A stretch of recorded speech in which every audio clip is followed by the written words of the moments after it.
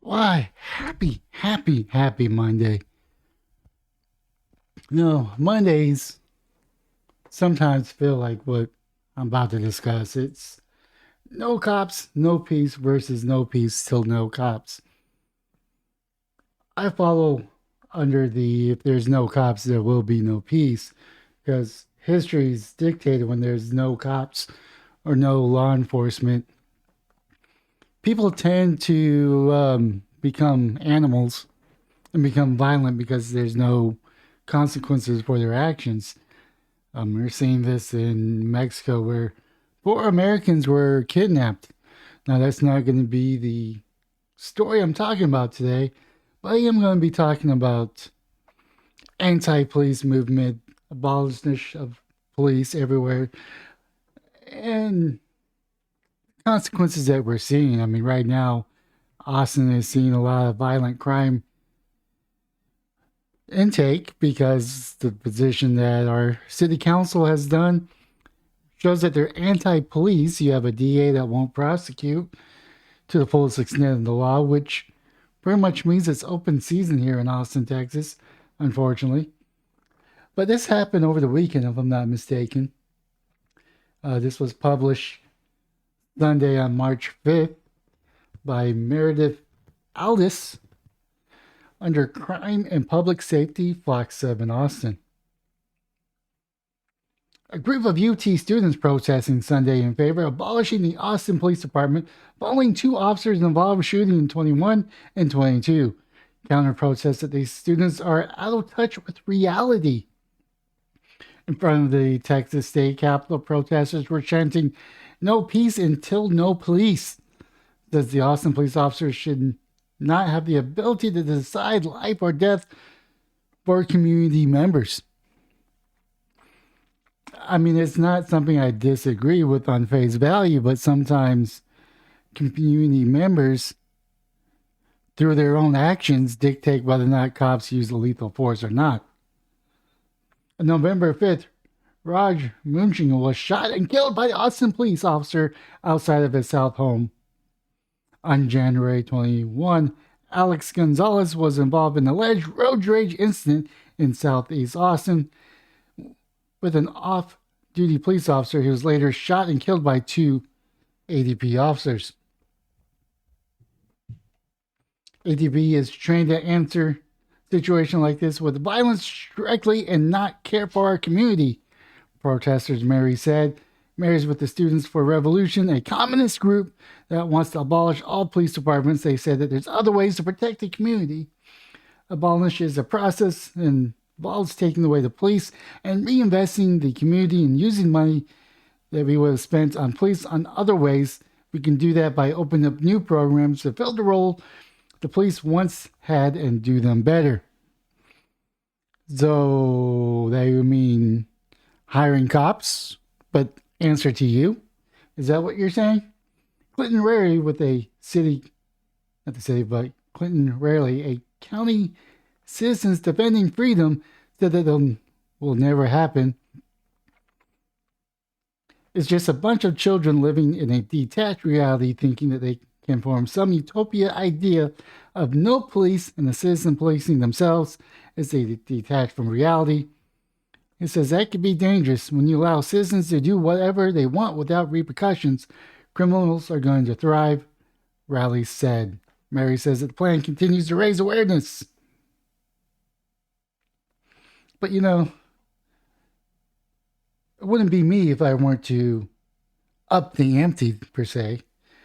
The same people that are protesting here has the same mindset of what's happening in another state, in the state of Atlanta. Police protesters clash on site of an Atlanta police center. 35 arrested on March 5th.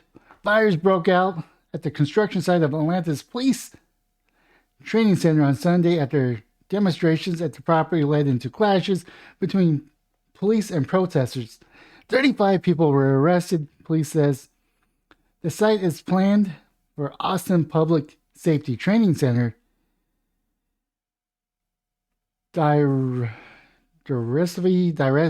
we called Cop City. I don't know what that word is, to be honest. By opponents has the scene of escalating confrontation as demonstrators oppose both increased militarization of the police and the development of a force that offenders are calling lungs of Atlanta. Police and fire training center being built on 85 acres, 34.4 hectares of a 400-acre property unincorporated DeKalb County is owned by the city, according to the facility's website. It's within a larger South River Forest, also known as the Weevanui Forest. Sunday events began with the music festival that was part of a week of demonstration against the constructions, but police said the events turned violent when agitators changed into black clothing, breached the site, and launched bricks, rocks, Molotov cocktails, and fireworks at the officers. The illegal actions of the agitators could have resulted in bodily harm. Officers exercised restraint and using non-lethal enforcement to conduct their arrest, police said. Heavy smoke could be seen for miles. WSB television reported images on social media showed flames and smoke coming from multiple spots on the property. One image shows the heavy equipment in flames. But they got insurance, right, man? It doesn't matter. But everything is insured. Except when you do an insurance claim, it only covers a portion to replace the equipment. Hundreds of people attending the Sunday events, and a group broke off from the concert, started to protest. WSB reported, citing witnesses, the area was on lockdown with special weapons and tactics. SWAT team reporting on the scene. The fire was later extinguished. WAGA television reported, citing reporters on the scene. Opponents said the site that they want to save is important green space near the greater Atlanta metropolitan area of 6 million people. We call on the people of good conscience to stand in solidarity with the movement to stop Cop City, to defend the Weevanui Forest. Reads the statement on the website. They're called to defend the Atlanta Forest. The website promoted a series of events on March 4th to March 11th, including live music, forest tours, describing them as a fifth of such week of activities. With more events planned in coming days, Atlanta police said that they and other law enforcement agencies had multiple layer strategies that include reactions and arrests. The site was subject to protests in January that briefly turned violent as demonstrators set police cars on fire and smashed windows of buildings. The demonstrators at the time gathered to protest against a killing by law enforcement and activists during a raid to clear the construction site. So this is emptying the ante, or the whatever you want to call it. But the thing is, they're violent with cops there. They're violent with knowing that there's cops going to arrest them. With no cops, they're just going to be that much more violent. I mean, we've seen Hollywood movies when there's no cops or when society collapses. They always go to the darkest. They have roving gangs. They have people coming together doing street justice without any legal repercussions or protections against the person that's being charged. It is just a dog-eat-dog world when there's no law enforcement. Now, this is one thing that our past has experienced, which is the posse justice, where we gather a group of people to hang someone, whether or not they were justifiable hanged or not justifiable, without due process. We're seeing this in Mexico when you got drug cartels kidnapping people from America, regardless of why they were there. So we've seen what it's like when there's no law enforcement. Now, these people are socialists. These people are probably communism. They probably looked at China as a blueprint, or even Russia as a blueprint, while at the same time backing Ukraine, saying that Russia is the agitator there. But all these places that are under communist or socialistic rule have one thing in common. They have a very strong police force. They have a police force that goes after dissidents. So either way, if they want to bring in a socialist or communist rule, they're going to have a cop police force or a military's police force to quell any dissidents. Now, of course, these are people that are probably also anarchists, which means that they're very libertarian in their views. They believe that you don't need the government. But my question is, when you rob someone or when you get robbed, who are you going to call to get some of your product or whatever, your items back, whether it's cash or property?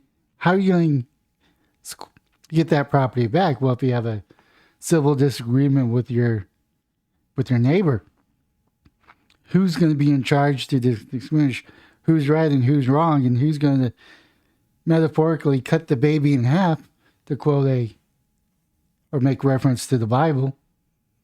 My question is, we need some form of law enforcement. We need some legal ramifications to answer disputes between neighbors or between two people.